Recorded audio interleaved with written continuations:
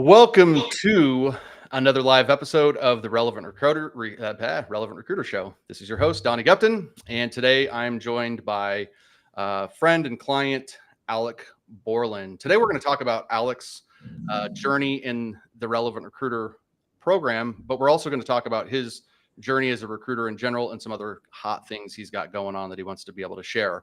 Now, Alec is the owner-founder of BGC Search, which is based in Ohio. And BGC Search specializes in the placement of accounting and finance professionals within the middle market for companies operating in a wide range of industries across the United States. And I'm really excited to share Alec's story with you guys today. I think you guys are going to be really inspired about some of the success he's been able to create for himself and just see how he approaches the business and how he's just a continuous learner. So Alec, thank you so much for being on the show with me today and sharing your story. Absolutely. Happy to be here, and I look forward to getting into it. Excellent. And for those of you that are with us live right now, if you want to just go into the chat and let us know if you can hear us, and go ahead and just let us know, what industry you recruit from and where you're located, so we can get this thing going. And as I speak with Alex throughout this here, feel free to pop in and ask questions. And as it makes sense, I'll make sure I head over and get those questions answered for you. So there we go, making sure I'm live and I'm up. So, Alec, let's get this thing officially started. Give us a little quick background on, how did you get into the recruiting industry, and really, what was some of the things that inspired you for it?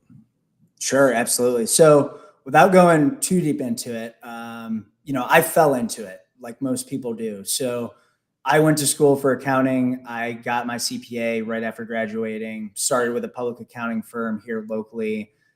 Did that for a couple of years. And I reached a point where, I wanted to kind of grow my business development and my sales muscle. And so I had a lot of different conversations with the partners of my company. And it became apparent to me that I needed to try to do this early on while I was still young and able to, kind of just see what it's like, see if I liked it or not. So, I thought I was going to go sell accounting software with NetSuite or Sage Intacct, because somebody in the AI CPA makes sense that I'm selling that sort of software. But being a pretty new early career person at the time, the company just wasn't going to fly me out to San Jose, California, where they were headquartered. So I was talking with somebody inside of my public accounting firm, and they ultimately connected me with the recruiter that I would eventually go to work for. So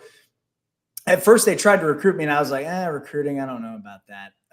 And so the whole idea, my whole theory was I need to take advantage of the fact that I went to school for 5 years to get this accounting degree, to get my CPA. And I wanted to leverage that when I was doing business development and sales. So long story short, I ended up making that connection, realizing that when I reached out to CFOs about building their team, that I would be able to have a certain amount of value, saying that I understand what they're looking for at a certain level. And so that's how I ended up falling into it, like a lot of people do. And so what I really loved about it was the ability to, set my schedule and essentially run my own business inside of an organization, because it is a very entrepreneurial role. And at the same time, really control my own destiny when it came to a financial standpoint. So that's how I ended up getting into it. And that's why I'm still here today. Yep. Excellent. So what would you say, because you're just another one of us that stumbled into the recruiting industry. Nobody goes to college for it. So after your experience, kind of going from the CPA into, recruiting, what then inspired you to go I'm going to start my own business? So my dad was an entrepreneur. He sold his company a couple of years back. And so I grew up in a small business. pretty much my whole life. I was working on the shop floor and helping out where I could. And so I knew at one point when I was going to leave public accounting, I wanted it to go into an area where I could start my own company, just to kind of see if that still kind of resonated with me the same way it did when I was growing up. Nice. So as you went out on your own, I'm sure it wasn't as easy or maybe even as hard as you thought. Like, what were some of the challenges that you were faced with right away when you started going out to start this firm? I think the biggest thing is just having to wear every single hat. Yeah. When you're running your own company, you're a recruiter. So you're still responsible for business development. You're still responsible for sourcing and recruiting. You're still responsible for buttoning up and closing the deal. But now you've got to handle marketing. You have to handle IT. You have to handle accounting. You have to handle legal. You have to handle all of these different things while still trying to, close deals and grow your business in a consistent way. Yep. Got it. So was any of those for you, specifically like wearing all the hats, was there like a glaring place where you're like, all right, here's where I'm strong, here's where I'm weak, here's where I need the help to fill the gaps? Yeah. So I think, the big thing, and this is why I was so drawn to your program at first, was I need a way to be able to get myself out there and kind of known, as somebody in the industry that when a CFO is a problem, they're going to reach out to me and not somebody else. So like that marketing piece, that branding piece, Right. something that is not just the traditional, going after jobs that are posted on the job boards, taking a really good candidate to market an MPC campaign. I wanted it to be where it was more of that inbound and less all relying on me from an outbound and relying on my network standpoint. So not having that background, because all of my educational experience was accounting related. Right. All my experience to that point was working in a big firm where I had 5 different partners at a time, depending on what market I was in. I didn't really know like what marketing was per se. I knew sales, but not that marketing and branding piece. Right. Got it. So, I mean, how did you first discover me and where, and how did that all start, come about for you? I think this was a while ago, Donnie. So Right. I think it was probably YouTube, honestly. You Okay. had a ton of really good YouTube content out there. And so I kind of just binged that. And it was one of those where, you have such good content on there and like actionable insights, but it's where I just wanted more. And like, you can only get so much from watching videos and reading content. It's another thing to be able to interact with you one-on-one and ask you questions directly from my situation specifically. I think that's what ultimately, that's how we set up the call. That's how I'm like, okay, this is a good fit from not only what you're teaching, but also just how we gel standpoint. Right. Well, I think that's an important thing that you bring up is, when you're selecting a coach, it's selecting somebody that you enjoy, working with. And I know you've worked with several coaches, and so there's plenty of good fits out there, Yep. if you take the time to, do that. So thank you for sharing that part of, kind of how you discovered, walk us through, I've got the relevant recruiter method and, in your experience, walk us through the process of implementing it into your business. Sure. So I think the number one of the key things is you got to understand who you're talking to. And so I think that is one of your early modules. You've probably changed it around a little bit since I went through it, Mm-hmm. but you've got to identify that ICP, right? Like you've got to understand who you're talking to. So for me, I specialize really in that functional area of accounting and finance. I could break it down one layer further and say it's corporate, it's business unit level. We're not going to do taxes. We're not going to do internal audit. We're doing corporate accounting, corporate FP&A, plant level finance, stuff like that. But you help me take it kind of one step further. And you're like, okay, let's get more focused on who is this person? What is their specific pain points? What are they trying to achieve? How does what you help them solve, the problem that you help them solve, how does that let them accomplish their goals? So starting there, getting more specific about who I wanted to talk to and who I wanted to help, that's really where it all kicked off. And then from there, it was a matter of understanding what sort of content I wanted to create for my audience that I was growing of those ideal clients, that I was connecting with and trying to get in touch with.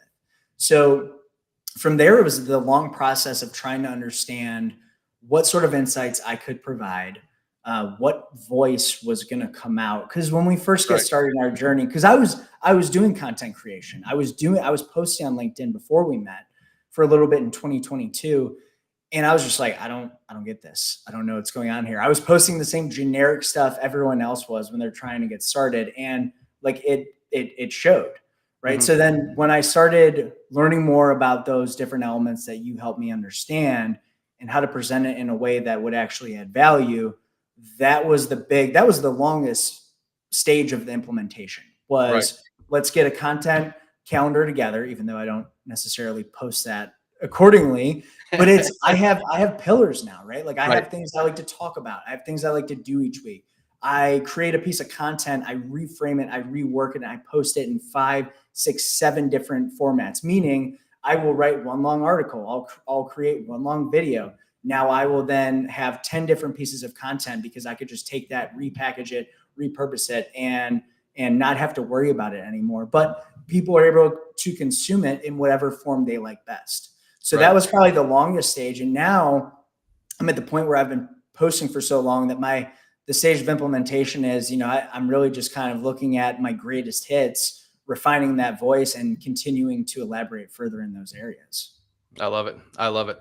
So, you know, there's a lot of talk, and yeah, there's been actually there's some changes back in the portal. You should hit up just to remind you still have access to that. And one of the things that I'm diving into is kind of taking the ICP to another level, and I'm calling it kind of the hiring persona. And so there's some good training in there for you to kind of look at.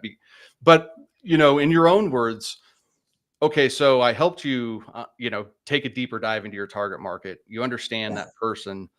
What is the tangible improvement for you as a result of thoroughly understanding that, if we're just kind of staying in that target market hiring persona thing?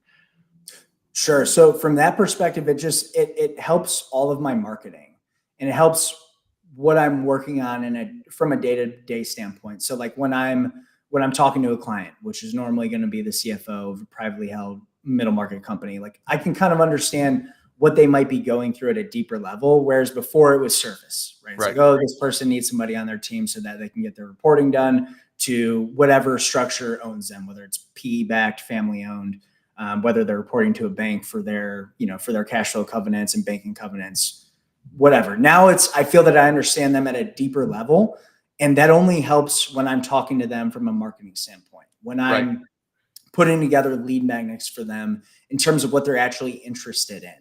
So, and that's all going to be related to the problems that they're facing. And so I won't dive too much deeper there because I was going to answer a different question, but that's really what it allows me to do from that ICP standpoint. Yeah. So kind of going into the content, you mentioned that you were already creating content already. Yeah. So what were some of the, in the words you would explain it, what were some of the tweaks that you remember that, ultimately led to improvements that you noticed after starting, implementing that from the program? So there's two big things. The first one is writing to my ideal client in a way that I'm giving them information that will help them do their job better, help them reach their end goal better. Now, this could be for them as a candidate too, right? Like, so if I'm Right. placing a CFO, they need to understand certain things and they want information in a different way than they would want it if they're looking at it through the frame of a hiring manager, which I think a lot of people, that's what they post their content as. Yep. They almost kind of belittle companies in their hiring process. For sure. If you were to search like how many posts there are on the fact that interview processes need to be shorter, there's probably a million hits, right? Yeah. Because everyone posts that. But the second thing, and the bigger, this is what really this was the linchpin for me and what set my content off, was allowing myself to show the personal side of Alec. Right? Hmm. There's the professional side, and that is all that my posting was up until we started working together. What really changed the game for me was putting those personal posts out there, introducing myself, putting pictures, talking about my interests. Like my post 2 days ago or yesterday, whatever it was, the picture of me just golfing with my dad Hmm. it makes it more human, Yep. and people want to do business with other people. So yes, I've always got to add value, and I have to have my strategic content out there. But now what we did was sprinkle in those little personal branding nuggets that just make me me. It Yep. makes it a lot easier to do business with me than, hey, this guy's unrelatable. Yeah. Yeah. No, that's huge. And I'm glad to hear you sharing that and seeing that impact, because there's so many people that are afraid, especially on LinkedIn, to like throw that personal side out there. Yeah. And I think you've found that balance. And that was one of the things I actually remember us talking specifically about, that because you'd been hammering so much value-based content. It's like, man, they don't know you yet. Like, show them the personal human side. So I love that I think one of the things I really applaud about you, Alec, is you take the feedback and then you implement it, and you're a fast implementer. You're always moving forward. So I think that's a gift, that's a skill that I think some people don't even realize that they have, is the ability to learn, implement, and do it quickly. It's the only way to get better ultimately. I mean, Yeah. that's how you level up in certain regards, right? Right. I struggled a long time with paralysis by analysis. I mean, I'm a CPA, I'm a trained CPA. So like I am all about analysis, but you move quicker when you kind of break things. And I'm all for I'm not saying don't be professional. Of course. Right? I'm not saying just post it and don't read it over. Proofread it, just don't proofread it 10 times, right? Have an idea for a concept, test it, see what happens, and then go and learn from that. That is the quickest way to get to where you want to, in my opinion. Yeah. Well, I mean, I would second that. It's progress, not perfection. You don't, learn by reading, watching videos. You learn by action, implementing, failing forward. And yeah, there's a balance. Like you said, it's not about just putting crap out there, or, it's finding that balance of, action, and staying there. So I think that's really important. A lot of people, when content kind of comes up, it's overwhelming. There's that imposter syndrome. There's a little bit of, that nudge to get out. But then the other part, and you kind of brought this up, is like, well, how do you get your topics? So I could explain this until I'm blue in the face, but you're in the trenches, you're doing this every day. So like, how are you getting topics to stay consistent? Sure. Yeah. I imagine, I remember, the biggest hurdle is people are always like, what would I say? Yeah.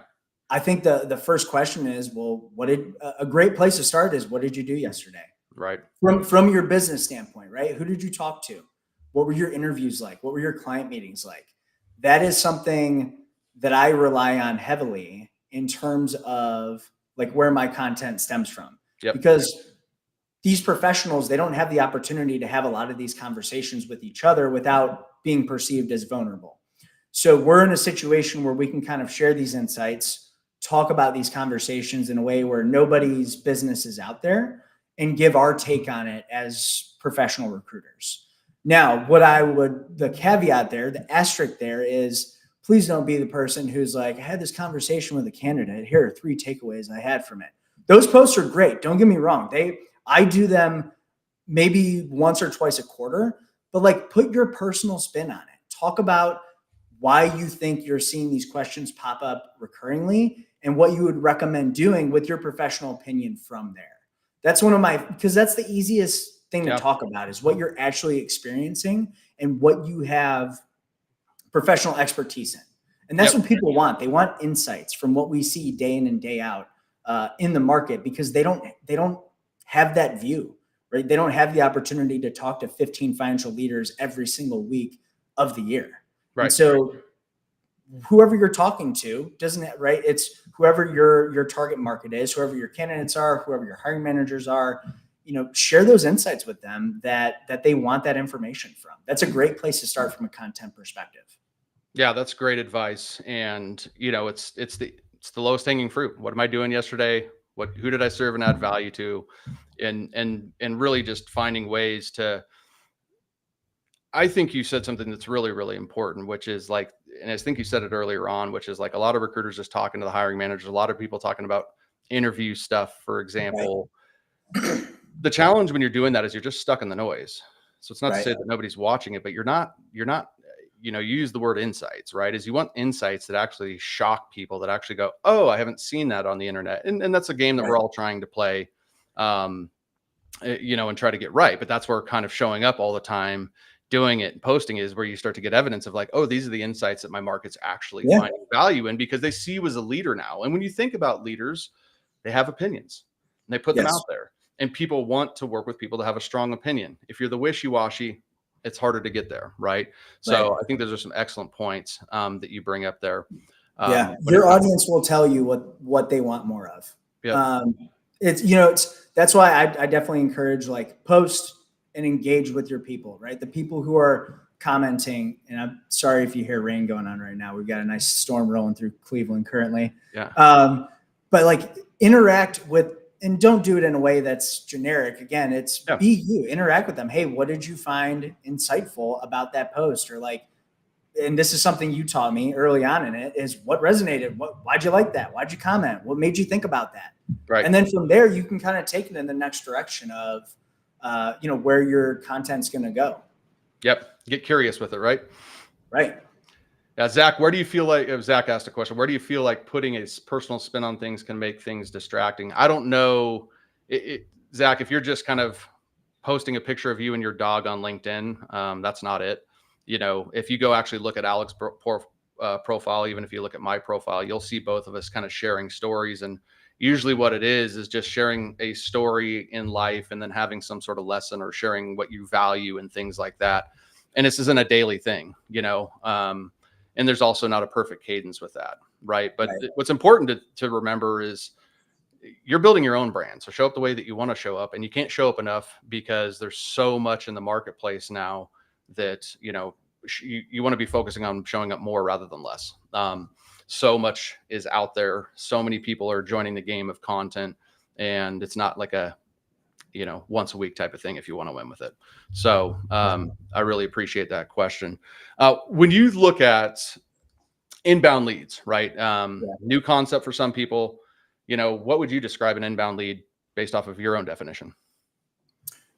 That's a good question, because I think there's a couple ways you could define it. Yep. The like straightforward in your face answer would just be somebody reached out to me and, they're messaging me, they're calling me, they're emailing me, and they either have a hiring need, they have a search that they need help filling a role for, or it could be on the candidate side too. Hey, I'm looking for a new opportunity, right? But what I would define as a quasi lead, which is probably where the money's at, is those little subtle indications where it's not so in your face that they have a need, but more of they're just wanting to start the conversation with you. Mm-hmm. Right. And that's them engaging with your content. That's having a conversation via Messenger. That's having, an email's not, with an email, you kind of have to be black or white. You're going to see those kind of quasi leads more of on the interactions with your content and with your messaging. Yep. Yeah. I call it, some come on the silver platter and it's right there. And some you gotta, look for the evidence and go find them, So kind of going to the next step with that, you mentioned that traditionally you've been you did the MPC marketing, you did the job board. It's not about if they worked or not, they worked for you. Good approaches. But how would you, if anyways, but I've, some people have shared this, to be different, but like, how would you share how an actual inbound call goes versus a call where you're chasing down somebody? Have you noticed a difference in terms of how people see you, the flow of that call, or anything like that? Inbounds are 100 times better. They view you as a subject matter expert and less of a vendor. I think 100%, if not close to 100% of my inbound leads are the best relationships that I have and end up in the most successful searches. And most successful searches meaning we get them as close to their perfect candidate as possible, because we're working in a partnership and not in that vendor relationship. So a lot of times those are engaged projects for me. So engaged is just a smaller version of retained, or the bare minimum, they're confidential, exclusive, contingent. Right. Okay, perfect. So I love that, because I think that there's a big difference when you look at the call of like being able to hold the power. Like you said, you're either a vendor, subject matter expert. Now I can control, ask more questions, dig in. Do I want to partner with this person or this company? Right. So I really appreciate how you're sharing these things in your own words, because I share them in mine, and you're sitting in that seat every day. And I think a lot of what you're saying is resonating with people. If you guys are enjoying what Alec is saying right now, go ahead and tap that like button. Feel free to chime in with any questions as we continue down here. So can you share a success story or proud moment that came as a direct result of implementing this methodology? Absolutely. I mean, that's what we're here to talk about, was my Q1 really. Yeah. But let me take a step back before we get there, because I think the theme is, and we kind of hit on this, is this stuff takes time. Yeah. Right. You can't just buy a course. You can't enroll in a mastermind, and that doesn't do it. I think a lot of people buy stuff like this and then they get upset when it doesn't work. But you do have to, and I don't mean to bang the drum here, but like, you have to put in the work to be able to see those results. That's where the iterating comes in. That's where you start creating an actual skill that you can use for the rest of your career versus like a one-time success. Yeah. So I would say it took probably within the first 6 months of being in the program, I was noticing that I was getting more responses, more friendly responses when I would reach out, whether I'm doing business development or recruiting. It would always be this little, hey, I'm okay now. Love the content, by the way. Right. And that's just a recurring theme to date now. But at first it was love the content, very interesting stuff, so on and so forth, which is fine. Not quantifiable, but still good to hear, because it's a lot of effort to put out stuff every day. And then, so that went on for probably like 12 months. And then the first quarter of this year turns around, and, I end up having one of my better quarters since my company started. I did it's like 104, 500 for that first quarter, with my biggest placement fee being 42,000 coming from that. And this was just from all my inbound leads. So again, people reaching out to me, needing help with specific positions. So it took a lot of time and effort, but what it does is it builds in this, it's hard to describe, but this goodwill into the marketplace, and this unofficial relationship that you have with people that you're trying to do business with and you're trying to work with. You're allowing them to get to know you in a way that makes them comfortable and helps them trust you with their search, with their business. So it's a lot more than just the 100K plus that I built in first quarter. It's really just moving forward and how people know me. Yeah. Yeah. Well, kind of going back to what you said, is I think that's really important to understand is, and you experienced it in my program. There were people that were in the program same time as you that were winning, right? Mm-hmm. You're not winning right away, and everybody's stuff comes in their own timeline. And I think you make the biggest point that it's just like, especially with what I teach, is I'm not teaching you a 1 month skill or 1 month strategy. This is something that these are basics that you're going to be able to utilize for the life of your business.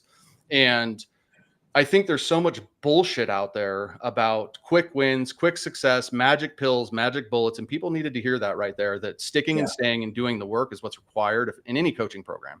I know you've been in other programs, and I'm sure you haven't found magic there either. Here's a process, follow it, implement it, and go win. And I think the biggest challenge in our industry right now is everybody's chasing the shiny object and looking for this, quick success. And so I think that message that you just shared there is just so important for people to hear, that it's a grind, it takes work.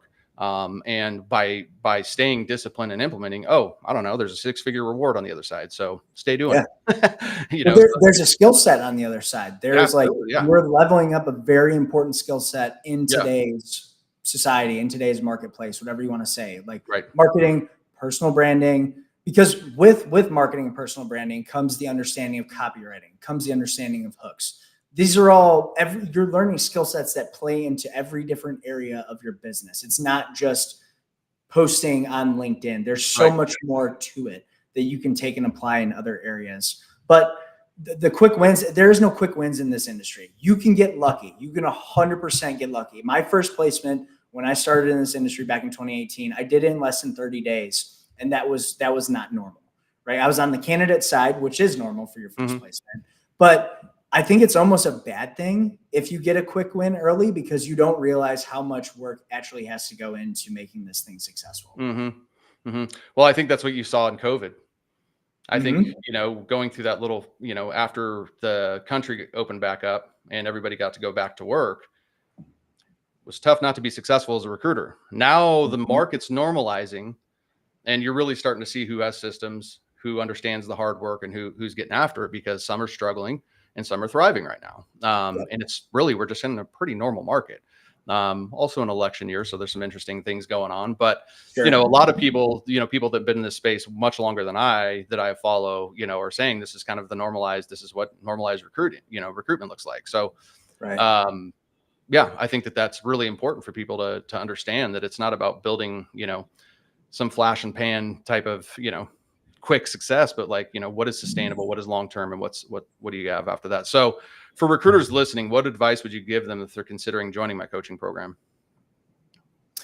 I would say, number one, I would definitely recommend it, right? I mean, which is why I'm here, which is why I left you the testimonial on your page, which if you guys haven't seen, check it out.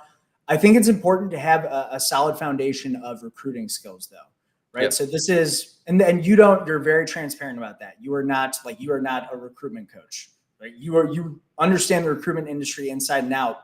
Your bread and butter is becoming the relevant recruiter, right? So you've got to understand the recruitment process before you dive into this, because you don't want to be learning all those different things at once. Yep. Go in with a strong foundation and then hammer the marketing piece, and don't be afraid to try new things, and just take the feedback, try it, see what happens. Don't be afraid of it not working. Don't be afraid of a negative response. The big thing is, like, I don't want to put something bad out there. If you put something bad out there, someone's going to forget about it. No one's going to remember that you had a piece of content that flopped. Right. Yep. So I would say definitely I would endorse doing it. Go in 100% and, learn this important skill set that is just going to make everything else a little bit easier. Have there been any like unexpected benefits? I mean, you just talked about it, me being kind of the relevant recruiter coach, and I kind of stay in my lane with that. But have there been any unexpected benefits or lessons, learned from this experience, that you didn't expect coming in? I would say the big piece is just how it affects the other areas of the business, right? So going back to the MPC campaigns, going back to understanding what my clients and my prospects need, right? When I went into it originally, I thought I was just going to learn like content creation, how to post videos, how to do different forms of outreach, and how to get attention. But really, it's just how I talk to them more. It enhanced my copywriting skill, and it enhanced how I kind of present certain opportunities to my network. Love it. Love it. I think that's, it's always good when I love hearing people's perspectives, hearing how they implement it. Cause it's like, for me, I only have my own story of seeing you guys doing it. And it's awesome to see the other areas and ways that it's impacted you. Shifting back, more into like your future, like what are you fired up about, next? What other exciting things do you have going on? Sure. Yeah. So first and foremost, I mean, right now I'm focused on growing BGC search. That's my main priority. But recently I partnered with a local accounting firm owner. He's been around for a while, and we have gone into a joint venture where we are starting an accounting firm specifically for staffing recruiting owners. So we essentially are accounting partners to recruiting firm owners, taking away the accounting and tax work that they don't want to be doing. So bookkeeping, forecasting, budgeting, cash flow analysis, tax planning, tax strategy. And this way, these recruiting firm owners are freed up to focus more on the important things and what they're better at, which is ultimately growing the business. So while they're focused on growing the top line, we're focused on growing the bottom line, making them more profitable by, leveraging our unique understanding of the industry, having operated and still operating in the recruiting industry, but also the unique understanding that we have of small businesses and scaling businesses. So we're able to make sure they're in the best tax planning and best tax strategy position possible. And again, just giving them more back, giving them time in their day to focus more on what they do best and less on what they don't know as well. So for me, it's really cool to be able to be in this position to be at the kind of the crossroads of all of my experience and knowledge to date and make the impact that we're able to. It's a big reason why I agreed to, join the accounting firm in the capacity that I have, at least. So, if there are any recruiting firm owners that are listening now or watching the recording, if you want to just have a conversation about how that might make things easier for you, feel free to connect with me on LinkedIn. We can set up some time to talk. You can visit our website as well, which is recruitmentcpa.com. So just recruitment as you would normally spell it, cpa.com. And you can just set up a time to talk with us further there. We're very particular about who we invite in right now, because it's more of that small firm focusing on a limited number of clients to drive the maximum result possible. So that's what I'm excited about. But again, I'm building my BGC search firm into something where I don't want to say it's a lifestyle business, but I think the goal is to have it where it's making placements where I'm not doing every single thing possible, right? I want to be doing the client meetings, doing the interviews where I can maximize my revenue and my time. And so I'm really putting the people into place that allow me to spend most of my focus there. Yeah, that's exciting, man. And I think that's brilliant that you're leveraging your skill sets. It's like that's such a home run, easy play for you of your CPA background combined with recruiting. Yeah. I mean, that's awesome that you've kind of found that spot in the market. So for those that are listening, check Alec out if you aren't dialed in with your accounting and finance stuff. And even if you are, you might find some new stuff uncovered there for you. Any final thoughts, any last messages that you want to share with the audience today, Alec? I think what you're doing here, Donnie, I think people need to have this skill set. I think you can't move forward and be a recruiter without having some understanding of copywriting, without having some presence on LinkedIn. Let me take that back. You can definitely do it. There's plenty of people that are more successful than me that are not posting on social media. But I think a lot of those recruiters have been around for a long time, and they probably have networks that are very deep, right? That are 10 plus years in existence. I think social media and content creation and posting on LinkedIn, it just makes everyone's life easier, whether you're just getting started or whether you've been around for a long time. So I think investing in the skill set that's going to be around forever is just a smart move to make. And if you're a recruiting firm owner, again, not to go too far down the rabbit hole, it's a deduction for you. So you're not it pays to learn that skill if you're able to write that off, and it's a big write-off. Yep. And last, man, I appreciate that. Those are excellent last thoughts. Where can our listeners connect with you? I know LinkedIn's probably the most obvious one, but is there anywhere else they should be looking out for you? No, that's the main one. LinkedIn that's my bread and butter. That's where all the content is. For the CPA firm, if you are a recruiting firm owner, it's just that recruitmentcpa.com. But either way, you can reach me on LinkedIn. That's easily the best way to get a hold of me. Right on, ladies and gentlemen, Alec Borlin there for you from BGC Search. Take a look at him on LinkedIn. Alec, thank you for hanging with me today, sharing your experience with the program. I love how raw and honest you were about this. I love how you shared how it wasn't this immediate success and how you dug in, stuck with it, and then found a way to win. And I know we're just at the beginning of this really, and that's what's funny is like people's timelines for things are so unrealistic. You've been doing this for, probably almost a year now, give or take, in terms of implementation, right? And watch how this thing continues to compound and build a wildfire for you. And thank you for leading, being a leader in the industry and a voice and sharing, your perspective and opinion. I agree. I think that there are a lot of successful recruiters that will remain that way because they've been around for such a long time. They've built a great network, built a great brand for themselves. But the more modern way, if you're just getting started or if you're not having that kind of success, being lethal with your digital skills is more and more important. Brian, what's going on, man? Thank you for being here with us today. Trix, Zach, and then we get some nice racist comments there too. So that's fun. One last comment here, Donnie. If you're a seasoned recruiter, it's like putting gasoline on a fire. Absolutely. What we're talking about here. Yep. Love that. We'll end it with that one there, man. I appreciate that last final comment. So if you guys want to pour a little gas on the fire, if you're watching right now, send me a direct message here on LinkedIn. Make sure you connect with Alec, and we'll be back live for another episode of the Relevant Recruiter